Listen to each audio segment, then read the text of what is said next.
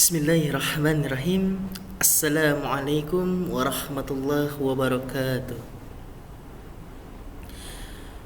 Innal hamdalillah, sesungguhnya segala puja dan puji itu hanyalah milik Allah saja.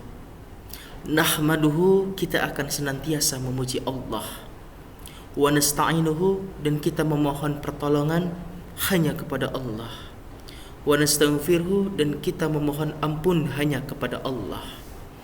Wa na'udzubillahi min syururi anfusina, dan kita semua berlindung kepada Allah dari segala keburukan kita. Wa min sayyiati a'malina, dan dari segala kejahatan amal perbuatan kita yang buruk. May yahdihillahu fala mudhillalah, barang siapa yang diberi petunjuk oleh Allah, maka tidak akan ada yang bisa menyesatkannya. Wa may yudlilhu fala hadiyalah, dan barang siapa yang disesatkan oleh Allah, maka tidak akan ada yang bisa memberinya petunjuk. Allahumma shalli wa sallim wa barik wa karim ala hadzal nabiyil karim sayyidina wa habibina wa syafi'ina wa qurrati a'yunina wa maulana Muhammadin sallallahu alaihi wasallam wa ala alihi wa ashabihi ajma'in, amma ba'd. Faya ibadallah,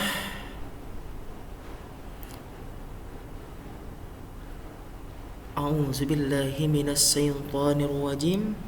Bismillahirrahmanirrahim. Wa ma yukhajir fi sabilillahi yazid fil ardi muragaman katsiran wassa'a. Al-ayah, sadaqallahul azim. Alhamdulillah, pertama-tama marilah kita senantiasa bermunajat, memuji serta bersyukur kehadirat Allah Subhanahu wa taala, Zat yang Maha Ghafur, Zat yang Maha Rahman, Zat yang Maha Pengampun lagi Maha Penyayang. Karena mustahil jika bukan karena kasih sayangnya, jika bukan karena ampunannya, kita semua berada yang ada di saat ini diberikan kenikmatan tapi tidak merasakan ketenangan. Maka Allah menghadirkan rasa ketenangan itu, rasa kasih sayangnya itu, sehingga nikmat yang diberikan oleh kita merasa begitu sangat indah. Karena kenapa? Karena ada keberkahan yang didapatkan. Dan tak lupa juga kita bersyukur kepada Allah yang senantiasa memberikan kita nikmat iman dan nikmat Islam, yang dimana banyak orang-orang yang berada di luar sana, mereka tidak mendapatkan kesempatan nikmat iman dan nikmat Islam ini. Agama mereka adalah Islam, tapi jarang sekali, sedikit sekali waktunya untuk diberikan kesempatan dalam hal ibadah. Mereka diberikan kesempatan kesehatan yang luar biasa, rezeki yang sangat luar biasa, tapi dengan rezeki yang dimilikinya itu, dengan kesehatan yang dimilikinya itu, tidak mampu untuk membawa dirinya untuk semakin dekat dengan Allah Subhanahu wa taala. Maka alhamdulillah pada hari ini kita senantiasa diberikan kesehatan, kenikmatan iman dan Islam oleh Allah Subhanahu wa taala, yang dimana dengan hal itu semoga kita senantiasa istiqomah, senantiasa menegakkan risalah perjuangan dari baginda Nabi besar Muhammad sallallahu alaihi wasallam untuk menegakkan agama Allah ini. Salawat beriring salam senantiasa terlimpah curah kepada junjungan alam, tauladan kita, seorang Rasul yang tidak pernah ke Lampung, namun namanya begitu sangat tersanjung. Siapa itu? Baginda Nabi besar Muhammad Sallallahu alaihi wasallam, yang dimana kita bersyukur jika para nabi yang diutus oleh Allah pada zaman dahulu hanya diutus untuk kaumnya saja.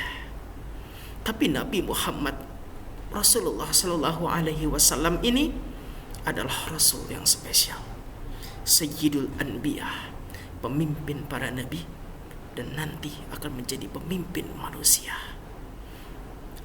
Karena dakwah yang dibawakan oleh baginda Nabi besar Muhammad Sallallahu Alaihi Wasallam ini bukan hanya sekedar untuk kaumnya saja, tapi untuk seluruh umat manusia, bahkan rahmatan lil alamin, untuk seluruh alam semesta ini.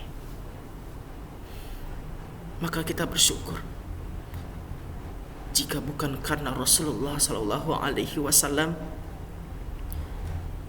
kita tidak akan mengenal apa itu Islam, apa itu iman, dan yang terpenting, jika bukan karena Rasulullah, kita belum tentu bisa mengenal siapa itu Rabb kita, yaitu Allah Tabaraka wa Ta'ala, Allah Jalla Jalaluhu.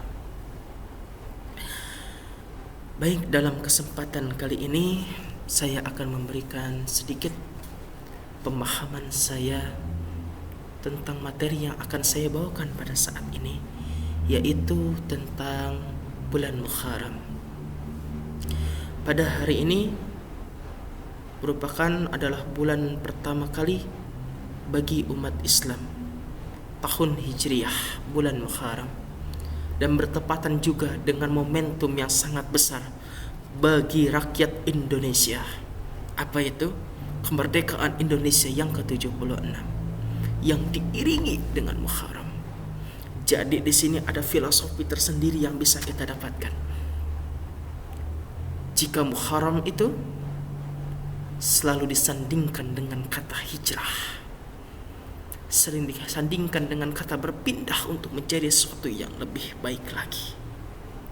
Maka dengan momentum kemerdekaan ini, kita juga adalah suatu untuk hijrah dari zamannya penjajahan, penindasan, untuk kehidupan jauh yang lebih merdeka, yang dimana tanpa pengekangan, dan untuk bisa melawan segala hawa nafsu, dari segala penjajahan hawa nafsu kita. Maka alhamdulillah kita masih diberikan kesempatan umur untuk bertemu dalam bulan Muharram ini, bulan yang Allah muliakan, Syahrullah, bulannya Allah Subhanahu wa Ta'ala. Karena Rasulullah Sallallahu Alaihi Wasallam bersabda, afdal siyama ba'da Ramadan Syahrullah Muharram, wa afdal salati ba'da al-faridah salatul lail. Puasa yang paling utama setelah Ramadan itu adalah puasa pada Syahrullah, puasa pada bulannya Allah, yaitu bulan Muharram.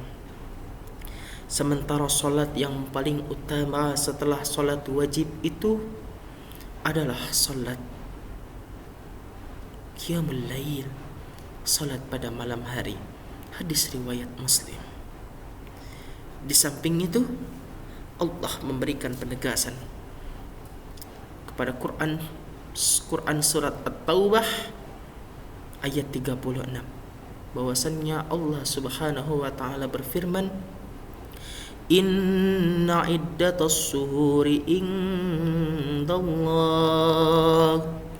indallahi isna asara sahran fi kitabillahi yawma khalaqas samawati wal arda minha arba'atu hurumun dzalikar rinul qayyim fala tutlimu fihinna anfusakum, yang artinya sesungguhnya bilangan bulan pada sisi Allah ada 12.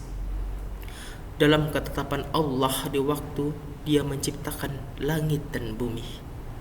Di antara 4 bulan itu terdapat 4 bulan haram. Itulah ketetapan agama yang lurus. Maka janganlah kamu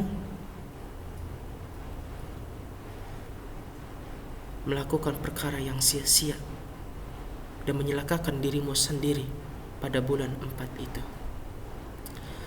Ketika kita berbicara tentang bulan Muharram, kita akan melihat sedikit sejarahnya. Bulan Muharram ini berasal dari kata Al-Muharram atau haram, yang berasal dari bahasa Arab yang artinya suci atau terlarang. Mengapa bulan ini disebut bulan yang haram? Karena pada bulan ini Allah Subhanahu wa ta'ala mengharamkan umat Islam untuk melakukan pembunuhan, untuk melakukan peperangan, untuk melakukan tumpah darah satu sama lain. Dan pada peristiwa ini juga banyak peristiwa-peristiwa penting yang terjadi pada bulan Muharram ini. Banyak kisah-kisah pada zaman dahulu, terutama pada zamannya Nabi dan Rasul. Peristiwa-peristiwa besar yang terjadi pada bulan Muharram ini. Apa saja peristiwa-peristiwa besar pada bulan Muharram ini? Yang pertama adalah peristiwa hijrahnya Rasulullah sallallahu alaihi wasallam. Ketika Rasulullah sallallahu alaihi wasallam mengalami pengekangan yang sangat luar biasa, sabotase umat Islam pada saat berada di kota Mekah pada saat itu mengalami yang namanya penyiksaan, penindasan. Maka Allah memerintahkan Rasulullah dan umatnya untuk hijrah dari kota Mekah ke kota Yasrib atau kota Madinah. Ketika Rasulullah Shallallahu Alaihi Wasallam berada di kota Madinah, beliau bertemu dengan beberapa kaum Yahudi yang berada di kota Madinah tersebut. Suatu ketika Rasulullah bertanya, "Mengapa engkau tidak makan dan minum?" Apa jawaban dari orang-orang Yahudi ini? Orang-orang Yahudi berkata, "Pada bulan ini adalah bulan yang diharamkan kami untuk makan dan minum pada hari ini." Karena kenapa? Karena untuk mewujudkan rasa syukur kita atas terjadinya suatu peristiwa besar yang dialami oleh Nabi Musa alaihi salam. Karena pada saat itu kita lihat seorang Nabi Musa alaihi salam yang dikejar-kejar oleh seorang raja yang zalim, raja yang sangat begitu tidak biadab, raja yang begitu sangat biadab, yang tidak memiliki moral, yang takut akan kekuasaannya itu lengser, hanya mendengar sebuah ramalan, hanya karena juga mendengar sebuah ramalan dari para peramal dan juga mimpinya bahwa ada seorang anak kecil yang mengambil mahkotanya. Maka banyak umat-umat, rakyat-rakyat yang memiliki seorang anak laki-laki dibunuh langsung di depan orang tuanya. Maka Nabi Musa alaihissalam diutus untuk berdakwah kepada Fir'aun. Lihat sekejam-kejamnya Fir'aun, sejahat-jahatnya Fir'aun, sezolim-zolimnya Fir'aun, masih diberikan kesempatan oleh Allah untuk bertaubat, untuk meminta ampun kepada Allah, untuk memohon ampun kepada Allah. Bahkan tidak tanggung-tanggung, 2 nabi langsung diutus untuk bertemu dengan Fir'aun. Siapa itu? Nabi Musa dan Nabi Harun alaihi salam. Kembali lagi ke peristiwa penenggelaman Raja Fir'aun. Dan ini menjadi sesuatu kekuasaan Allah. Ketika para pengikutnya Nabi Musa alaihi salam mengalami suatu kebimbangan yang sangat luar biasa.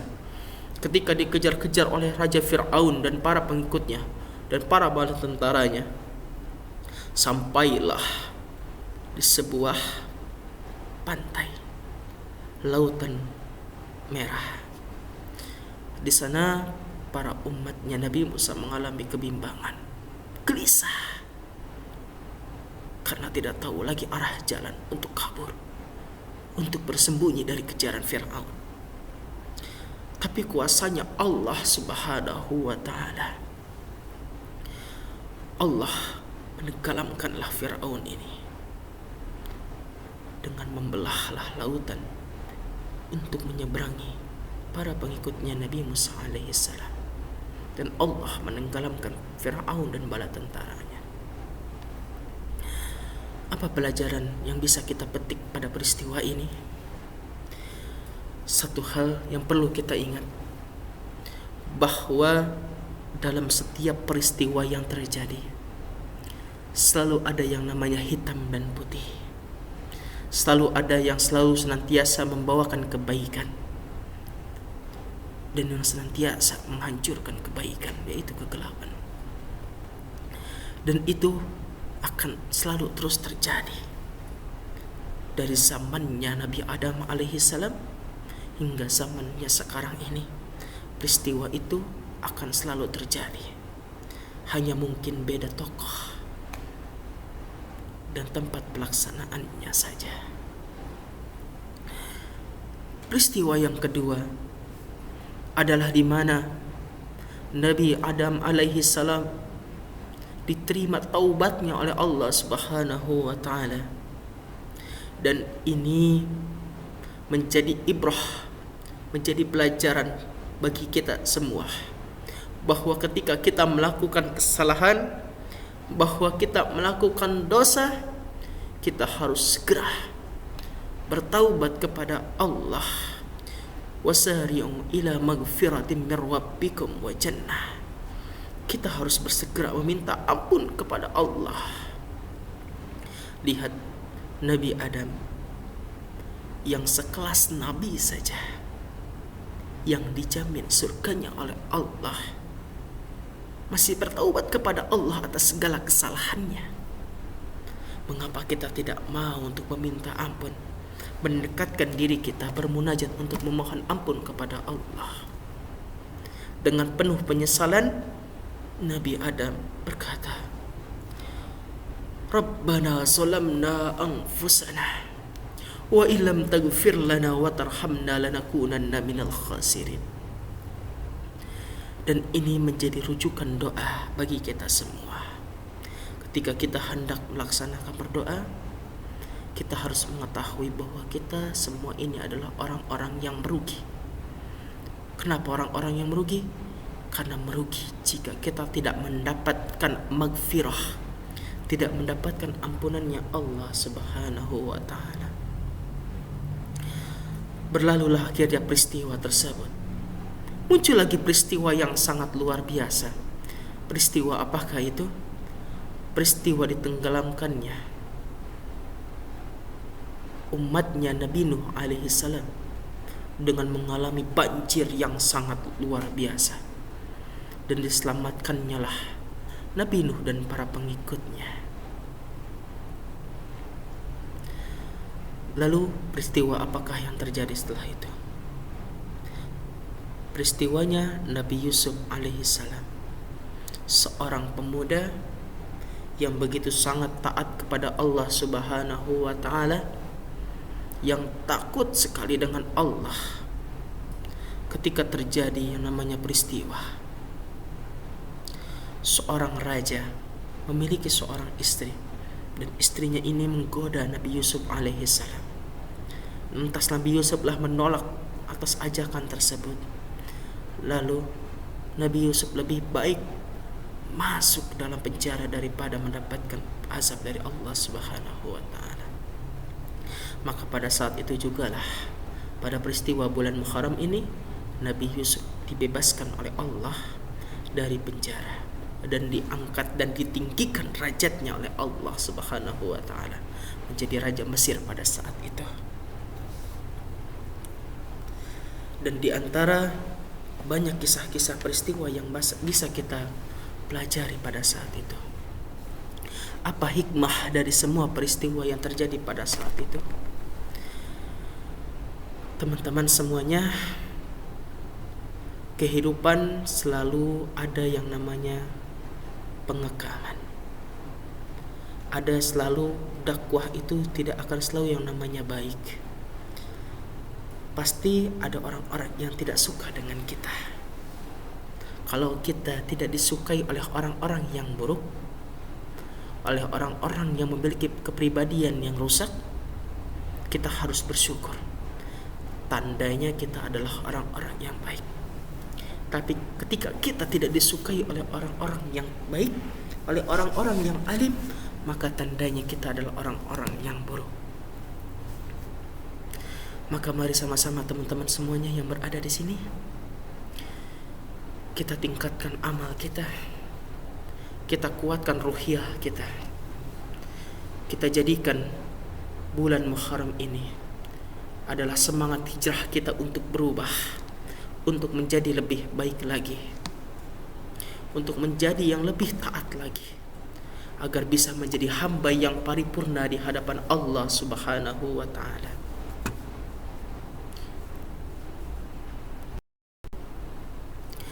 Karena ketika kita meningkatkan amal kita, meningkatkan ketaatan kita kepada Allah Subhanahu wa taala, kita semoga berharap semoga kita semua diwafatkan dalam keadaan husnul khatimah, keadaan yang baik. Karena manusia itu ketika wafat tidak meninggalkan apa-apa. Kalau harimau mati itu meninggalkan dagingnya, meninggalkan kulitnya. Gajah mati meninggalkan gedingnya. Tetapi manusia ketika dia mati, apa yang ditinggalkan? Hanya karyanya dan namanya. Apakah nama yang baik ataukah yang buruk? Maka kita semua ketika semasa di dunia ini, kita berikanlah waktu yang kita diberikan oleh Allah Subhanahu wa taala untuk hidup yang produktif, untuk senantiasa menyebarkan kebaikan, mengajak manusia kepada yang ma'ruf dan mencegah dari yang mungkar. Karena itulah yang sangat Allah Subhanahu wa taala cintai. Apalagi seorang pemuda seperti kita ini, seharusnya senantiasa lebih dekat lagi kepada Allah. Karena Allah lebih mencintai pemuda yang taat ibadah dibandingkan para orang tua yang taat ibadah juga. Kalau orang tua taat ibadah itu wajar, karena mereka menganggap bahwa umurnya itu telah sedikit lagi, masa di dunianya itu akan berakhir. Maka orang tua banyak yang namanya saling meningkatkan tingkat ibadah. Tetapi pemuda, jarang sekali mereka yang mengingat akan kematiannya. Karena kita tidak tahu kapan kematian itu akan datang. Maka kita sama-sama untuk meningkatkan amal kita. Pemuda yang produktif, pemuda yang akan membawa perubahan untuk Indonesia, pemuda yang menjadi harapan bagi agama dan umat. Dan itulah yang sebenarnya Rasulullah harapkan. Mungkin itu saja sedikit yang bisa saya sampaikan tentang bulan Muharram ini. Apa kesimpulan yang dapat bisa disampaikan? Bahwa bulan Muharram ini adalah bulannya Allah, Syahrullah, dan salah satu bulan yang diharamkan oleh Allah untuk berperang, untuk saling membunuh satu sama lain yang tidak dibenarkan oleh syariat.